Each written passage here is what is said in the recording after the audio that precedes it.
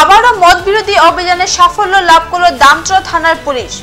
বিপুল পরিমাণ বিলেতি মদ সহ 2 যুবককে পাকড়াও করেছে পুলিশ। প্রাপ্ত খবরে জানা যায়, রবিবার সকালে দামচড়া থানার ওসি সঞ্জয় মজুমদার ও থানার অন্যান্য পুলিশ ও টিএসআর বাহিনীর নেতৃত্বে দামচড়া থানার নরেন্দ্রনগর পুলিশের নাকা চেকিংয়ে উৎপেতে বসে থাকে। সেই সময় একটি কমান্ডো গাড়ি থেকে অভিযান চালিয়ে 27 কার্টুনে 536 বোতল বিলেতি মদ বাজেয়াপ্ত করা হয়। সেই সাথে 2 পাচারকারীকেও গ্রেফতার করা হয়। ধৃতরা হলো 22 বছরের অমৃত ত্রিপুরা এবং অপরজন 23 বছরের রাজন্ড রিয়াং।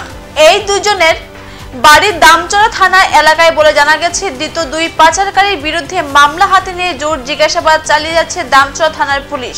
2 পাচারকারীকে আজই কাঞ্চনপুর কোর্টে প্রেরণ করা হবে বলে জানিয়েছে দামচড়া থানার ওসি সঞ্জয় মজুমদার।